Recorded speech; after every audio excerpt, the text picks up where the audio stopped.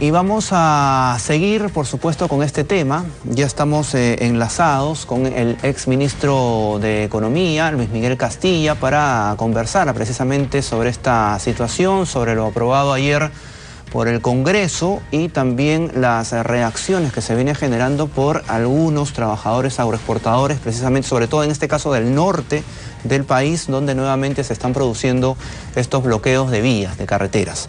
¿Cómo está, señor Castilla? Muy buenas tardes. Buenas tardes, Luis. Muchas gracias por estar con nosotros. A ver, ¿qué le parece el primer comentario respecto a esto que se aprobó ayer en el Congreso de la República? Me parece que es un precedente muy malo para la economía del país que el Congreso se ponga a legislar sobre salarios que deben ser el acuerdo entre el sector privado, los empleadores y los trabajadores. No hay precedente de esto. Entonces, no me llama la atención que haya este descontento tanto por trabajadores como por los empresarios, que ven que este aumento, que si bien puede haber sido legítima el reclamo, no contenta a nadie. Un incremento de 30% de remuneración de bono, como se ha estipulado, digamos, no es un incremento sostenible, como lo ha anunciado el ministro de Economía, y creo que va a afectar a las empresas más pequeñas, que no van a tener la capacidad de poder internalizar estos costos, y creo que vamos hacia un episodio en el cual probablemente aumente la informalidad y las quiebras en este sector. Entonces veo con preocupación no solamente esto, Luis, sino todo el accionar del Congreso, porque esta mañana también se ha aprobado una nueva ley más populista de ponerle topes a tasas de interés. Así es. Y esto tiene un año muy complejo que le está pasando factura al país. Antes de entrar en este segundo punto, siguiendo con el tema de la agroexportación, en todo caso, ¿cómo se debió manejar esta situación? Porque han habido eventos violentos, obviamente, que no abonaban, ¿cierto?, para una buena mesa de diálogo, los bloqueos, los ataques a la policía, el que no haya una cierta representatividad también de los propios dirigentes de los trabajadores, ¿no? Porque se ha visto que están muy dispersos, unos quieren tomar cierta representatividad y otros los desconocen, en fin.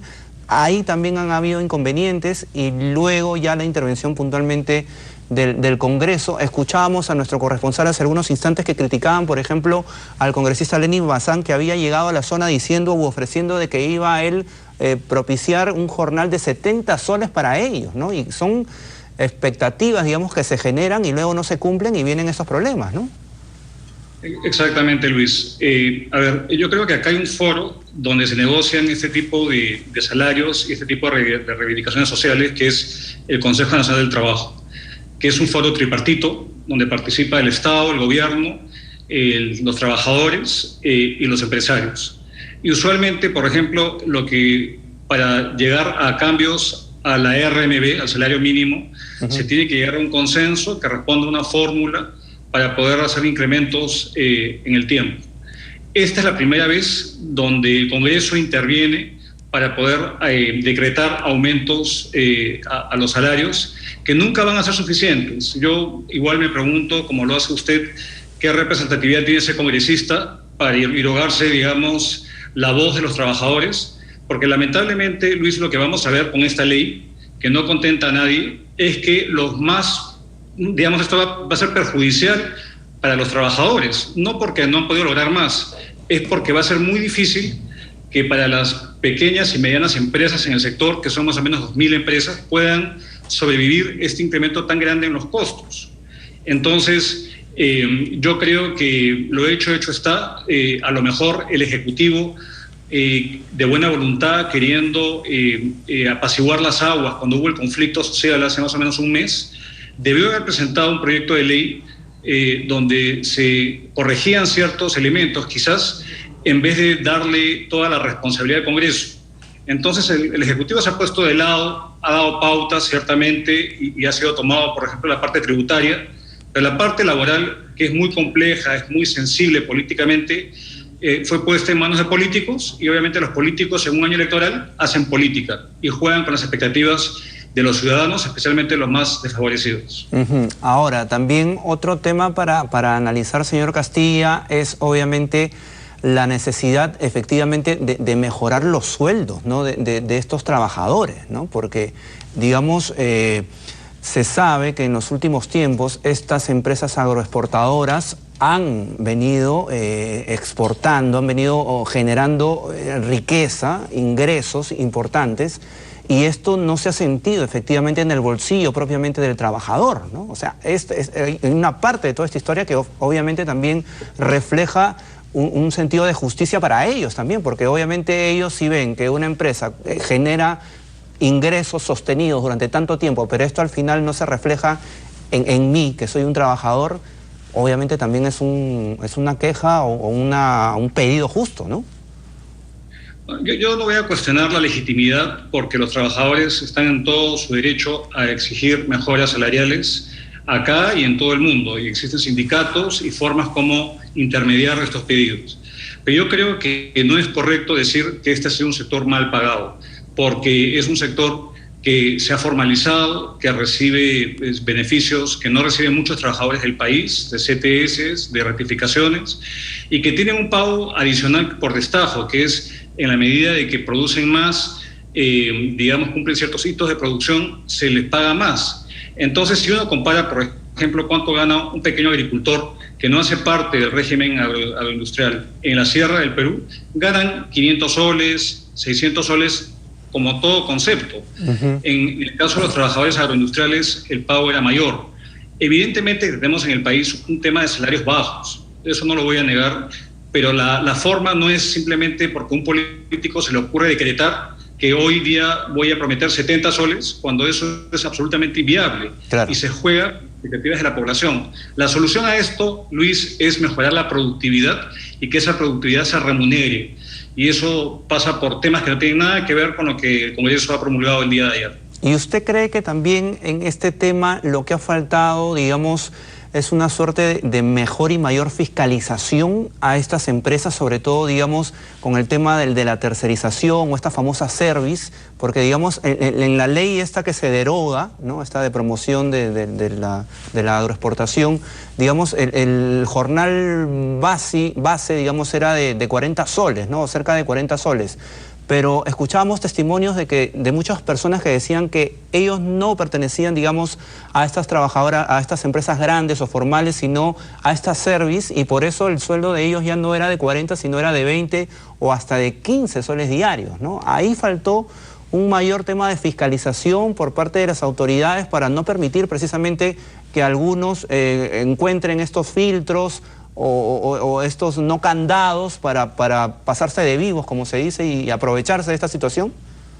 No, evidentemente que acá había una falla del gobierno de fiscalizar, pero yo creo que, digamos, hay una lección hacia el futuro. Se tiene que fortalecer a la SUNAFIL y a las entidades, digamos, que fiscalicen el buen comportamiento de los empresarios, y sin duda, pero no se puede penalizar a todo un sector por los malos actos de algunas empresas.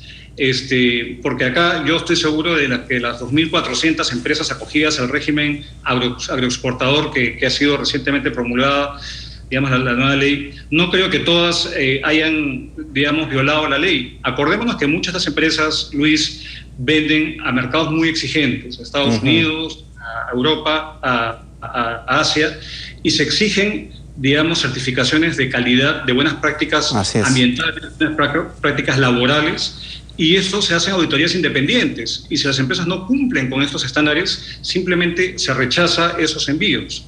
Entonces ya había un tema de buenas prácticas, digamos, internalizadas en gran parte del sector.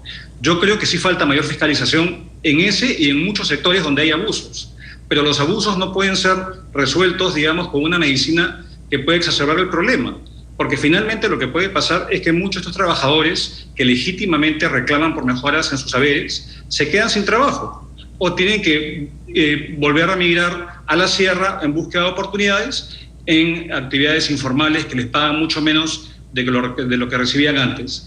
Esto afecta principalmente a los más pobres. Digamos, y eso parece que por eso no lo entiende, que muchas de las medidas que está adoptando son regresivas, afectan a los que menos tienen. Y eso creo que no es correcto. Y nuestro país lamentablemente está yendo en un sendero, digamos, que es contraproducente, y que estamos contagiados de esta ola populista que está haciendo muchos estragos en la economía. Revertir esto es muy complicado, y ahora probablemente esto sea un precedente en el cual otros trabajadores vean, bueno, si yo bloqueo carreteras, entonces voy a lograr algo. Bueno, no me sorprendería ver más bloqueos de carreteras que son ilegales, interrumpen, digamos, la vida de los ciudadanos que no tienen nada que ver con esto, porque ya se dio el precedente, se ha abierto una caja de Pandora muy peligrosa que digamos, volver a la normalidad va a ser muy difícil. Claro. Entonces, y otros sectores podrían también sumarse a este tipo de iniciativas, obviamente, ¿no? Y hablando de esto precisamente, ¿qué hacemos? Porque el Congreso todavía va a seguir en funciones, obviamente, ¿no? Hasta julio del próximo año. Hoy acaban de aprobar este proyecto que fija topes, por ejemplo, a las tasas de interés. ¿Cuál es su comentario sobre ese tema? Bueno, yo creo que es lo mismo, y muchos de estos proyectos van a acabar en el Tribunal Constitucional porque son, digamos, vulneran la Constitución. Y acá pasa exactamente lo mismo. Al poner topes a las tasas de interés, lo que va a hacer, digamos, ¿qué cosa explica una tasa de interés principalmente? ¿Por qué puede ser tan elevada? Puede ser elevada por dos motivos, y voy a simplificar. Uno es porque falta competencia en el sector, digamos, bancario.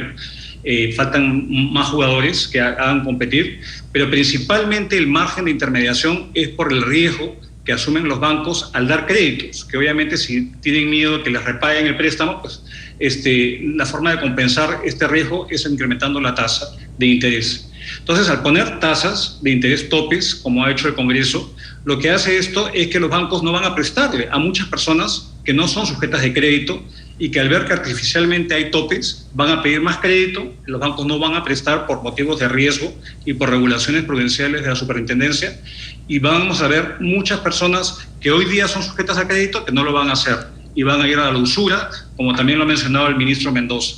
Esto, Luis, se hizo en Chile, con resultados muy nocivos para la intermediación del crédito. Esto afecta desfavorablemente a los más pobres nuevamente. Entonces el Congreso está ahora legislando para los que menos tienen.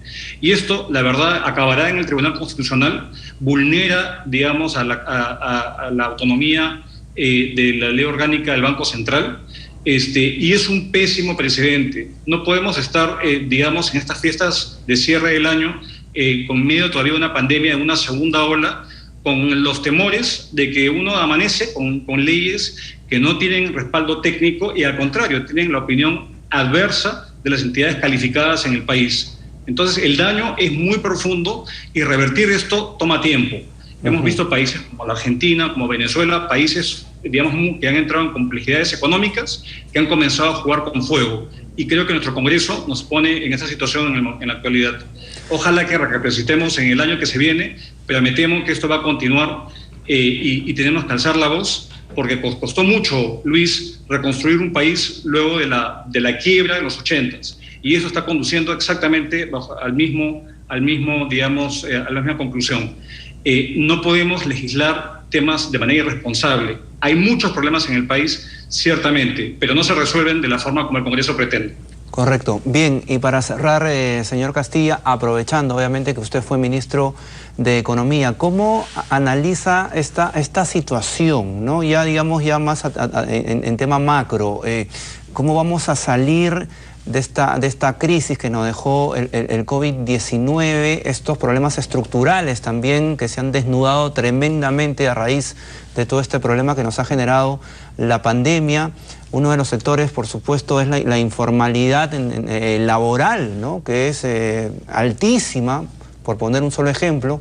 ¿Cómo analiza este tema? ¿Cuáles son las acciones que se deberían impulsar desde ahora para ir mejorando en el tema económico o recuperándonos, en todo caso, en el tema económico? Y si considera, digamos, que las acciones que viene realizando el gobierno para reactivar precisamente la economía son suficientes.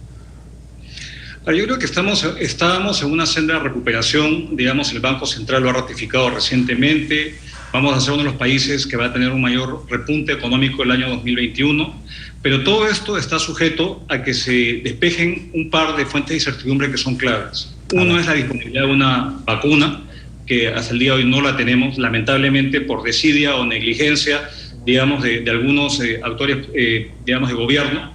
Y por otro lado, que se despeje un poco la incertidumbre política, porque la incertidumbre política lo que hace es paralizar decisiones de inversión, que es lo que hace que el crecimiento se sostenga en el tiempo, se genere empleo y se vuelva a recuperar el bienestar de la población. Entonces yo creo que el gobierno, digamos, que está en una situación muy delicada, el manejo económico está siendo petardeado por el Congreso, digamos, va a ir a las últimas instancias para recuperar la confianza que se ve mermada por estos eventos que estamos viendo. Y la apuesta del gobierno es, obviamente, que la inversión pública sea un puntal de la recuperación. Y hemos visto cifras positivas en los últimos meses. Pero sin duda esto no va a ser suficiente porque la economía es una economía privada. El 80% de nuestro PBI es privado.